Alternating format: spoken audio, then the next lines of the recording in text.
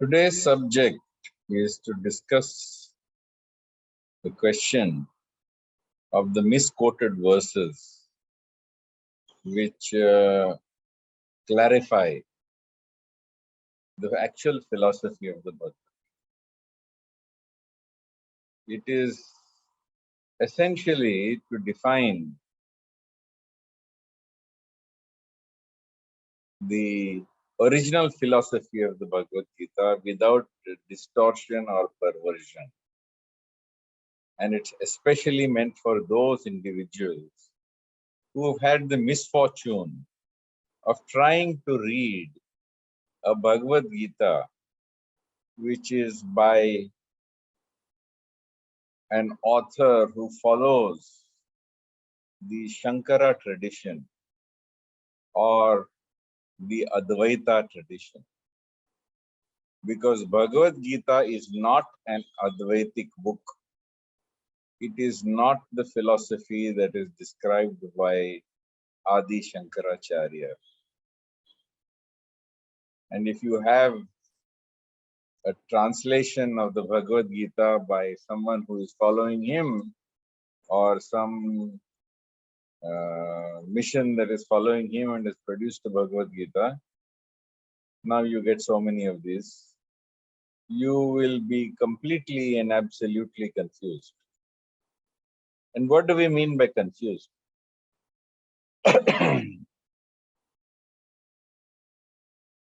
Essentially, one who follows such a Bhagavad Gita will never understand Bhagavad Gita because essentially he is told that we are all part and parcel of the same one.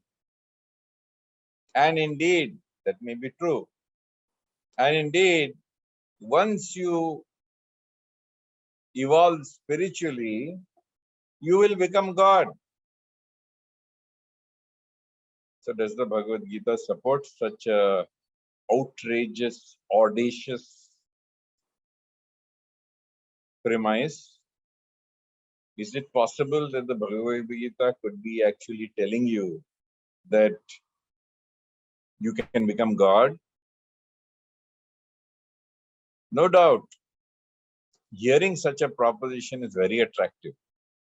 And those whose egos are extraordinarily well developed are drawn like lemmings towards following the Advaitic Bhagavad Gitas.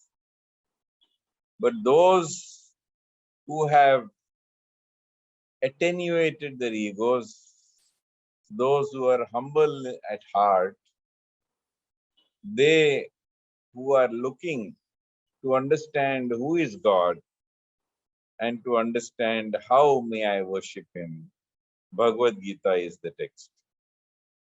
With its original philosophy, the Vaishnava philosophy of the Bhagavad Gita.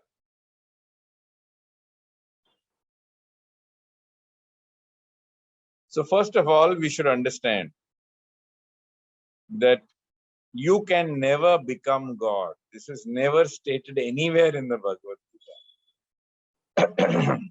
If you find somewhere in the Bhagavad Gita where it says you can become God, any verse, please let me know. Because I've spent a lifetime studying the Bhagavad Gita, including the misguiding texts from other authors, especially the Advaitic authors. And I can tell you it is not there.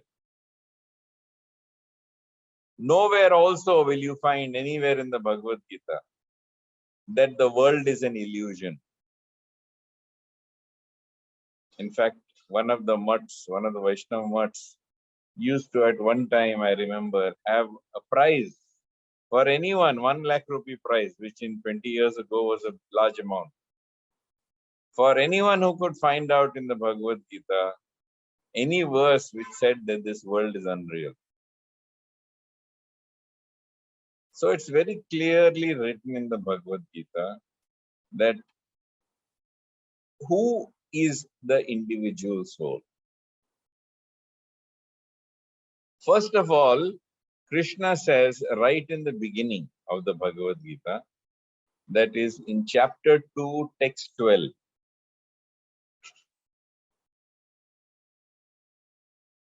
Actually, I would strongly advise everyone to have a Bhagavad Gita while listening to this, or at least open a window where you can see Bhagavad Gita on your screen. And in the Bhagavad Gita, chapter 2, text 12, Krishna says, Natva evaham jatu nasham natvam neme janadipah na chaiva na bhavishyamah sarve vayam atah param. And Krishna tells Arjuna, never was there a time when I did not exist, nor you, nor all these kings, nor in the future shall any of us cease to be. So it confirms the eternal nature of God. It confirms the eternal nature of the soul and the eternal discrete nature of all souls and God. That always there has existed God, always there have existed the innumerable souls. Nowhere does it say that you will become God or I will become human and such like rubbish. It's clearly stated here in chapter 2, text 12. Never was there a time when I did not exist, nor you, nor all these kings, nor in the future shall any of us cease to be. So let us go and start with who am I? And Krishna says very clearly in the Bhagavad Gita, Bhumi apo nalo vayur. Krishna says in the Bhagavad Gita, earth, water, fire, air. Mano buddhir ahankara. Mind, intelligence, and ego, false ego. All these, Krishna says, are bhinna prakriti ashtada. These are all my inferior, separated energies. This is all his prakriti. And then Krishna goes on to say, aparayam itastu anyam prakritim vidhi me param jiva bhutam mahabao yayedam dharyate jagat.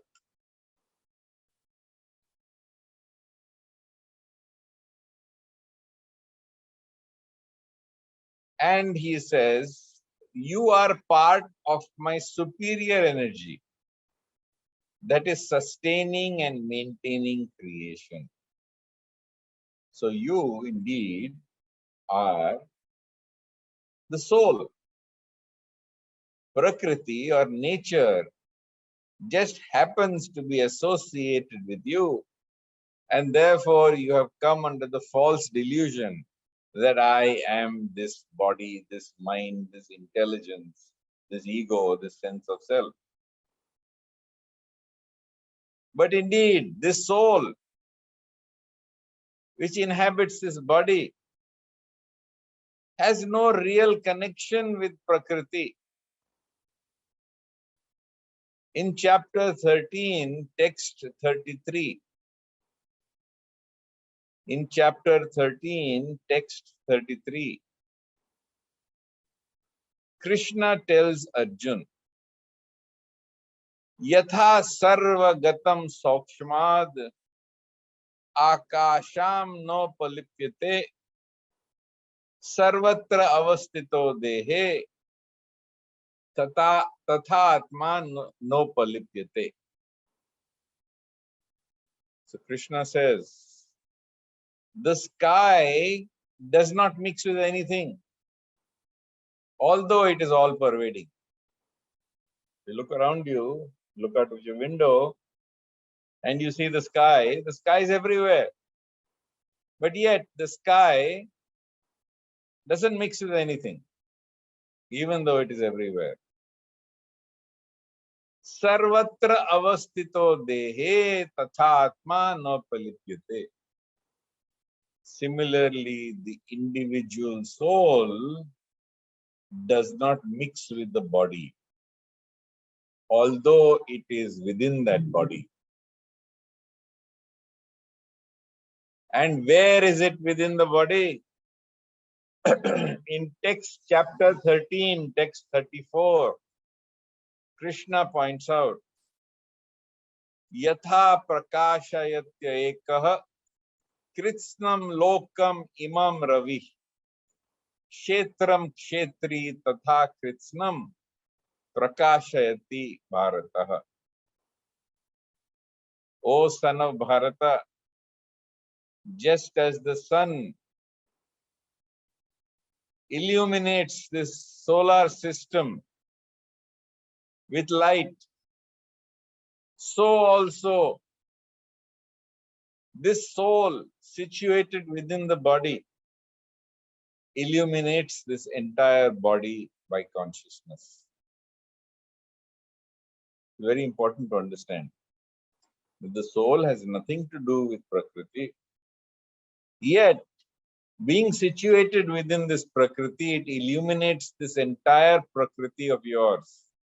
This earth, water, fire, air, ether, mind, intelligence, ego, it illuminates it with consciousness. Just like the sun will illuminate the solar system with light. Whereas what does God illuminate? What does Bhagavan illuminate? What does Krishna do? In chapter 9, text 4.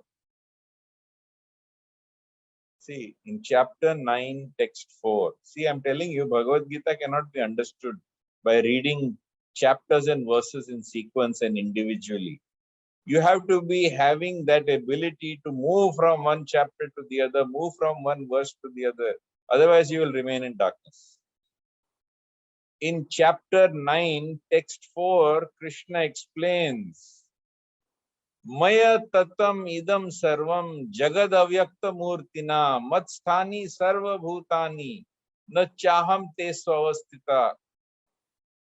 In text 5, na cha matsthani sarva bhutani pashyame yoga maishwaryam bhuta brin na cha bhutasto mamatma bhuta bhavana. So just like the sun illuminates the solar system with consciousness, the individual soul, which does not mix with anything, just like the sky does not mix with anything, although it pervades everything, the soul pervades this physical body and this mind and intelligence and ego of yours, but it illuminates it just like the sun illuminating the solar system.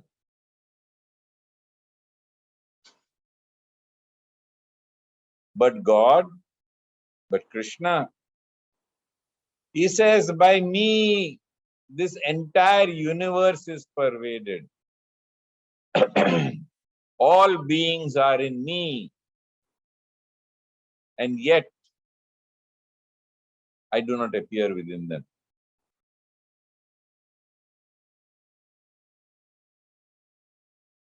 Imagine, he says, all beings, they are in me, and yet, he says, I am not within them.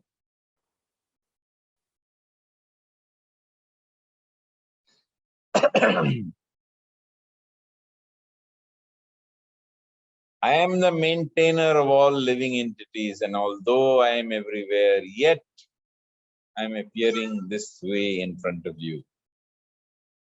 Na cha matsthani sarva bhutani pashyame yoga maishwaryam bhuta brinna cha bhutasto mamatma bhuta bhavana. You know, Krishna is playing in the mud. And when Krishna is playing in the mud, his brother Balram goes and tells their mother that, oh, you see, Krishna is eating mud. So Mother Yashoda is very upset. And she comes out and she catches hold of Krishna by his ear and puts him on her lap. And all round Krishna's mouth is smeared mud. And she chastises Krishna. I told you not to eat mud and still you are eating mud.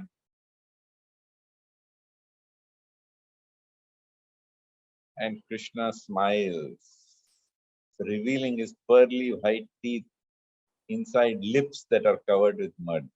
And he said, I am not eating mud. And the mother says, open your mouth. Let me see inside your mouth whether there is mud. And Krishna opens his mouth. And when she looks into Krishna's mouth, she sees the entire universe. And inside that universe, she sees herself looking into Krishna's mouth. So if we pervade our entire body with consciousness, if we pervade our mind and intelligence and ego with consciousness, God pervades the universe. And with Divya Drishti, which he gives his mother, he opens his mouth and he reveals that he is doing that. And yet he is sitting on her lap. Pashyama Yoga Maishwaryam, just see his inconceivable mystic power. He contains all things and yet he appears within them. So God is God. The individual soul, although he pervades his body with consciousness, in fact cannot even control Prakriti. Why do I say he cannot even control Prakriti? Because Krishna himself says in the Bhagavad Gita, now let me take you to chapter 15, text 7. Chapter 15, text 7. Mamaivanso jiva loke jiva bhuta sanatanaha mana shastindriyani prakriti sthani karshati. The living entities are but my eternal fragmented parts. An ansha is a fragmented part. And these individual souls that are the fragmented parts cannot even overcome the Prakriti which they have been given. They are unable to fully control their Prakriti, their body of flesh and blood. The mind. Can you control your mind or your body? Can you control your intellect? Can you control your ego? All the time. Impossible. You are struggling. So Krishna says, due to their conditioned life, the individual souls who are fragments of me, see, they're not God. They're fragments of him. And they are struggling very hard with the six senses, which include the mind. So in addition to the five senses, there is the mind that makes it six. And he says it is very difficult for them to control this mind and six senses. So what to speak of controlling creation? That's all of Prakriti. They cannot even control that Prakriti which they have been given. So many people have called themselves Bhagavan. So many people have called themselves God, or encouraged their disciples to call them Bhagavan and God. But they are not able to control their very own bodies, their very own minds, their very own intellect, and their very own ego. In fact, Krishna goes on to say, why these eternal fragments are unable to control their body, mind, intelligence, and ego. He says, Daivi Yasaguna in chapter 7, text 14. Chapter 7, text 14, Krishna says, Daiviyasa gunamayi mama maya duratyaya mameva ye prapadyante mayam tarantite. You saying this divine energy of mine, which consists of the three gunas of Prakriti, Sattva, Rajas, Tamas, is very difficult to overcome. It's very difficult to overcome. But he says, those who have surrendered unto me, they can easily cross beyond it. So you cannot control your mind, you cannot control your ego, you cannot control your physical body.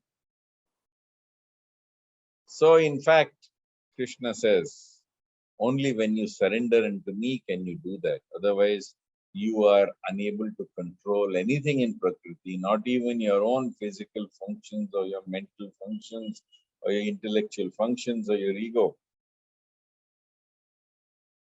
This is the nature that you have been given with. And only when you surrender to God will you be able to tame it, because God is the controller. Maya Dyakshena Prakriti, Krishna says. Maya Dyakshena Prakriti. Suyate sa characharam. Hetunanena kaunteya jagad viparivartate. Krishna says, I am the controller, I am the Adhyaksha of Prakriti.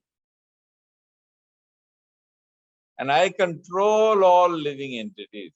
I control all Prakriti. So yes, your people, your friends will say, those who are trying to mislead you with Advaita philosophy. Advaita philosophy is a very wonderful philosophy. It is a very valid philosophy. It belongs to a school of philosophy which is well respected, but it is not the philosophy of Bhagavad Gita. It's not the philosophy of Bhagavad Gita. Be very clear on that. But these people who are trying to confuse you when you try to learn Bhagavad Gita by teaching Advaita philosophy in the name of Bhagavad Gita, they very clearly will tell you, no, but don't worry. You just have to become self-realized. You just have to become Brahman. You have to become Jivan Mukta. And when you become Jivan Mukta, then you become God. In fact, you will be the same as Krishna. What is Krishna? You will become Krishna. I have already become Krishna. And such idiotic, blasphemous comments will come from them. That they can become God or they have become God. May encourage you to call them Bhagavan.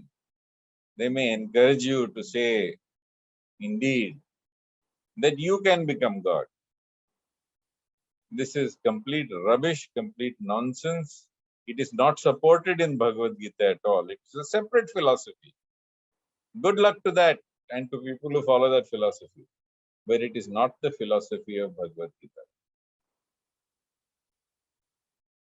So Krishna says in the Bhagavad Gita that even if you become realized, even if you become situated on the platform of Jivan Mukta, even if you, for example, become Sthita Pradnya, even if you manifest all these wonderful qualities, still, my friend, you will not become God.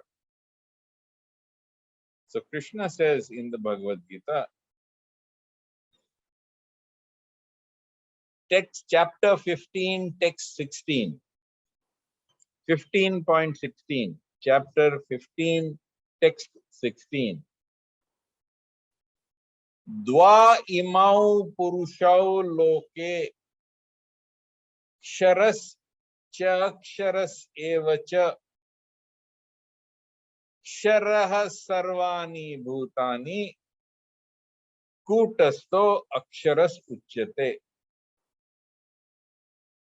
There are two classes of human beings. There are two types of beings. These beings are called mortal and immortal. Those who have realized their spiritual identity are considered immortal. Those who have not realized their spiritual identity and think they are this earth, water, fire, air, ether, mind, intelligence, and ego, they are mortal. Because this body of Prakriti is destined for death. Those who have realized they are the individual soul, they are immortal because they are not going to die. They know that.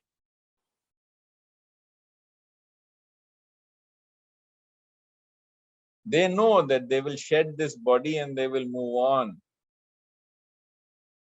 That just like Yatha Prakashatek Kritsnam Imam Lokam Ravihi, just like the sun illuminates the earth, illuminates the solar system with light, so also the individual soul seated within this body illuminates this body, mind, intelligence, ego with consciousness.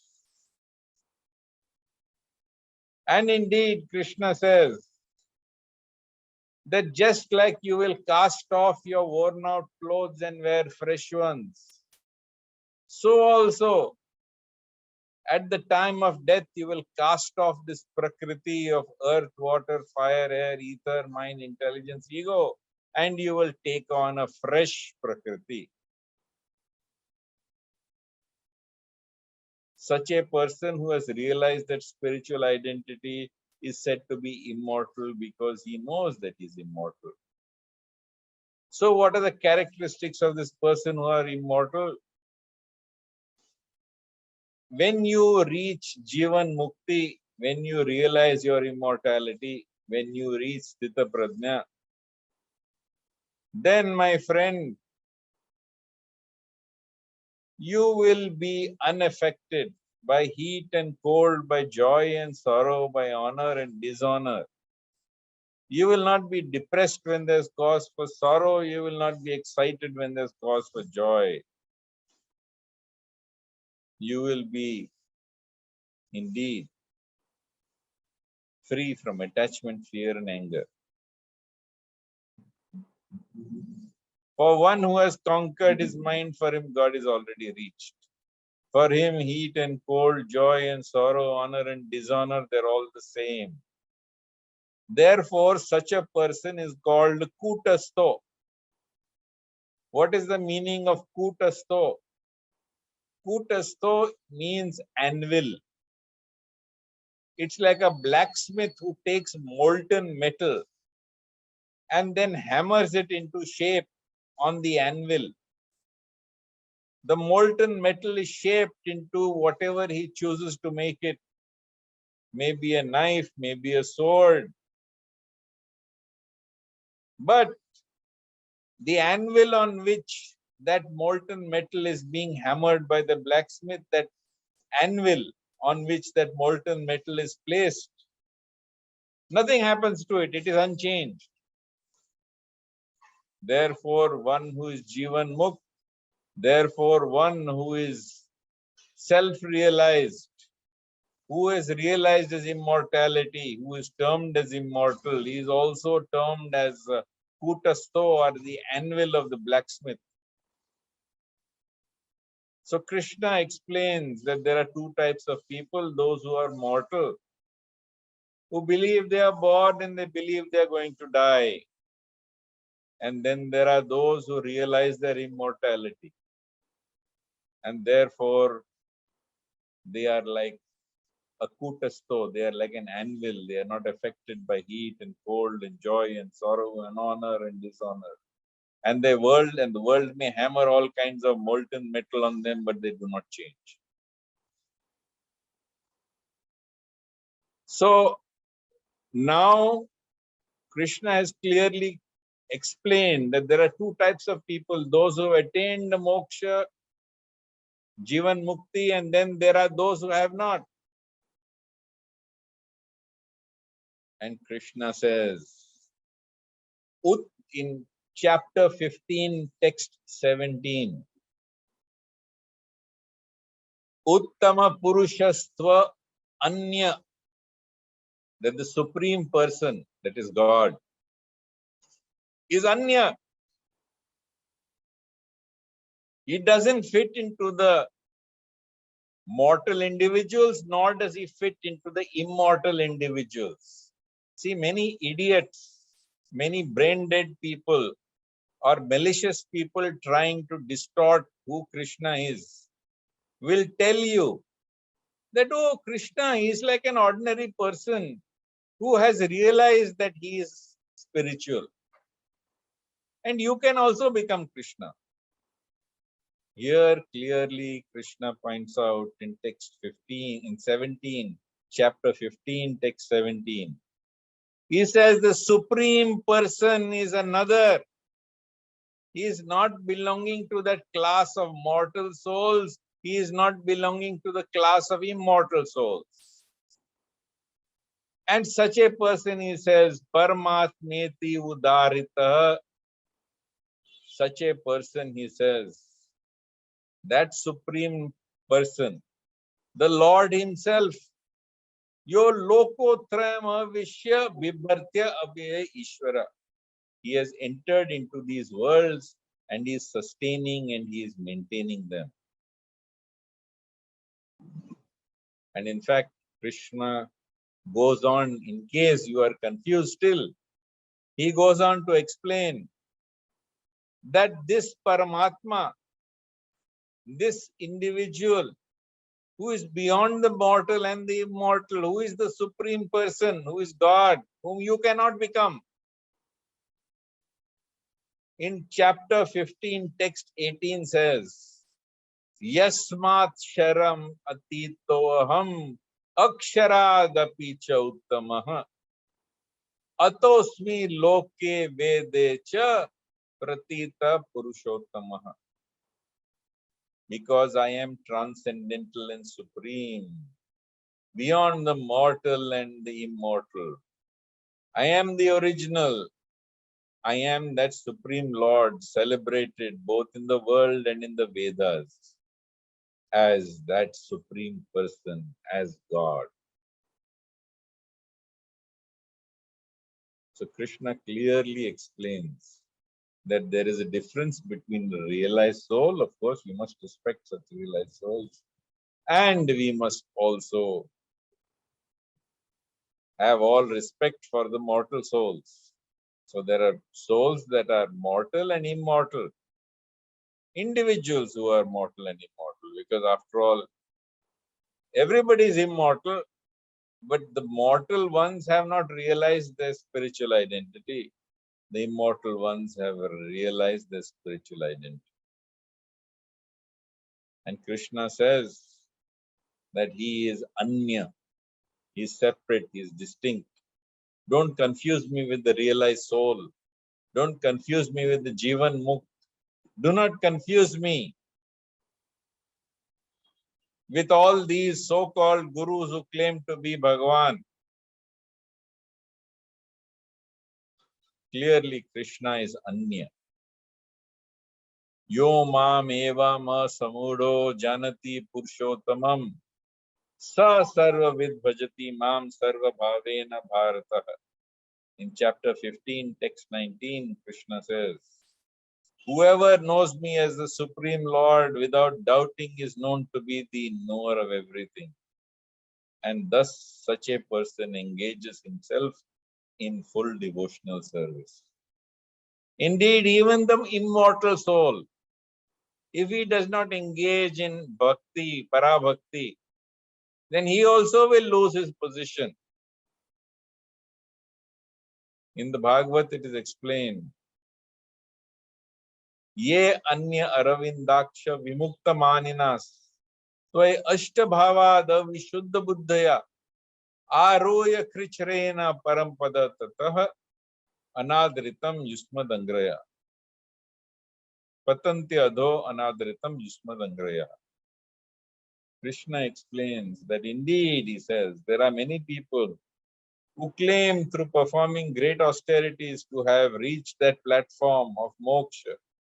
But because they are unwilling to move on to Parabhakti, who are not willing to take shelter of your feet, O Lord, O lotus-eyed one, they must fall down again into material consciousness.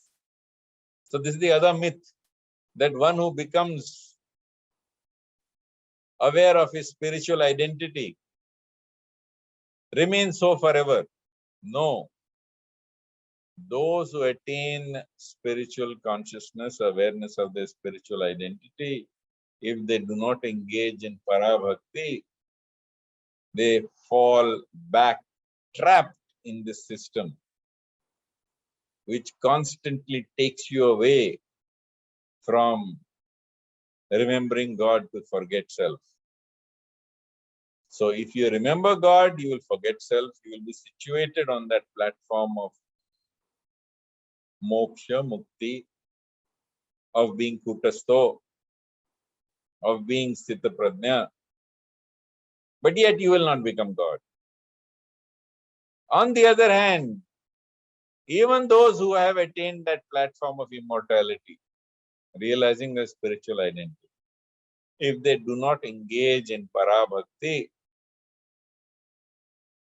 they will fall back again into this world and material consciousness. Brahma bhuta prasannatma na sochati na kankshati samah sarveshu bhuteshu mad bhaktim labate param. Clearly, Krishna says that those who attain this platform of Brahma bhut, they neither hanker nor do they lament. They see all people, all individuals, they look at them with the equanimity and sameness of vision. And what happens to them? Mad bhaktim labate param. They get that gift of bhakti towards me. And if they don't take that gift of bhakti towards the Supreme Lord, and they pretend to be God, these people will fall down again into material consciousness. You just have to look at the history of so-called failed gurus to realize that all those who thought they had become God appeared to have feet of clay, who fell down from their position in very disastrous ways. So clearly you are not God, you are a fragment of God. By taking the help of God, you can control your Prakriti, or you can transcend your Prakriti. On the other hand, when you ultimately transcend your Prakriti and realize your spiritual identity and your immortality as a soul, you must continue in Parabhakti. And yet you do not become God. So I will pause here so that if you have any questions, you feel free to answer.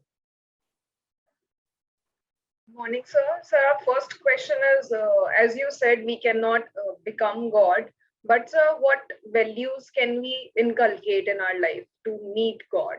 Or can we really meet God? You will realize that you are not this Prakriti, your mind, intelligence, ego, not by developing qualities. Good qualities are already present within you. And as you chant God's name, as you offer every action to Him, yat karoshi, yad ashnasi, yad juhosi, yadasi, yat tapasyasi kaunteya tat purusham arpanam. By doing everything for God, by chanting His name, by being absorbed in God so that you remember God and forget yourself,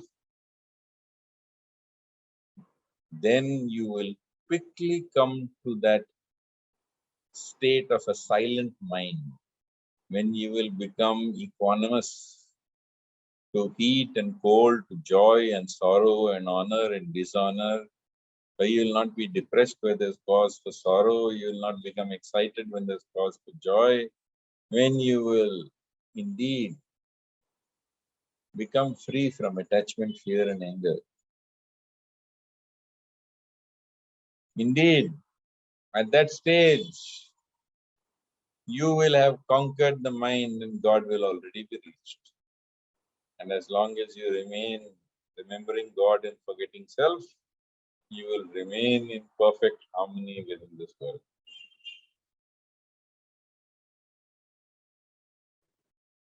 Sure, sir. So, Any sir, other can we question? say that Any other salvation? question?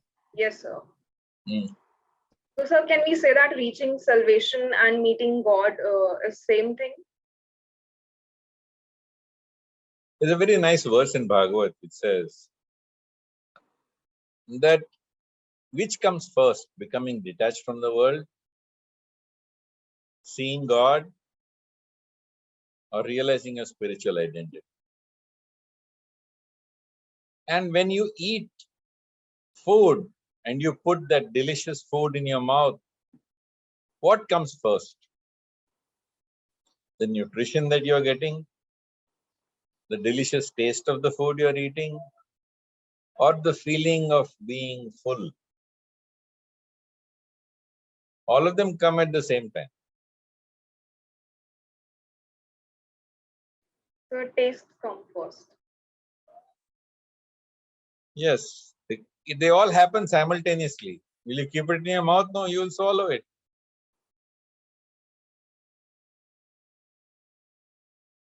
Any other questions?